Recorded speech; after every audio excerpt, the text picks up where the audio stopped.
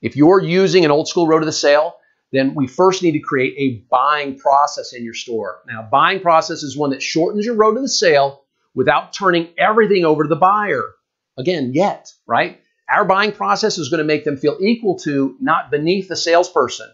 Now, why a buying process? Listen, they hate your current process, all right? They've already completed all of these things on the side. They've already done their needs analysis. They made product selection. They know the car's features. Everybody who walks on your lot is ready to test drive. Everybody starts the paperwork. Everyone's a qualified buyer, right? These last three pieces on here, they assume the sale. See, everyone is a buyer because buyers only visit 1.6 lots on average before they buy. So we have to start treating everyone like a buyer. We have to start assuming the sale.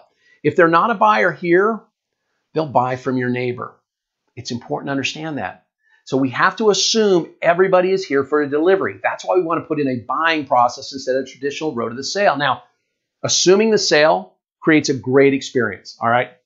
Now, this is actually a new form of assumptive selling. You all know the old school assumptive selling, which, by the way, I still think is important. Old school assumptive selling was in the past, we were focused on the customer taking ownership in their mind, right? By saying something like, oh, and Bob, how will you be titling your Mustang? All right? That's assumptive selling, old school. Still do that. That works. I'd still do it today if I was on the sales floor. And Bob, how will you be titling your Mustang, right? We're assuming the sale. It's assumptive selling. But today's assumptive selling means we're going to do that. Plus, we need our team to assume the sale.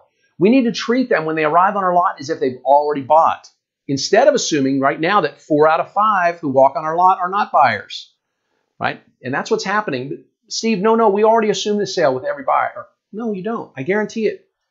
You haven't been doing that. Let's be honest.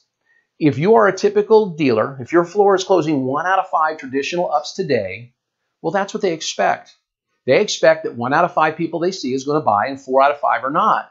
And so their process right now, because you're not probably monitoring it, so you don't know what they're saying, for many of your salespeople, their process, their qualifying questions over the years have sort of morphed into an interrogation, right? Because they want to get through and make sure, is this one of the 4 out of 5 that's not going to buy? Let's get rid of them.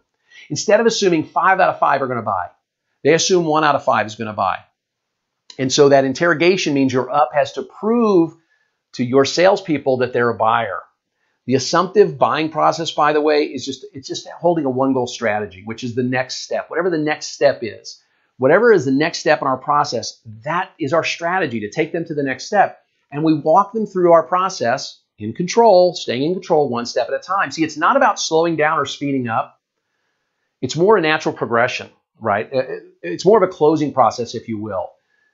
We want to speak human, and we want to have a conversation with them. They're here to buy a car. Our job is to help them buy, and that's all it is.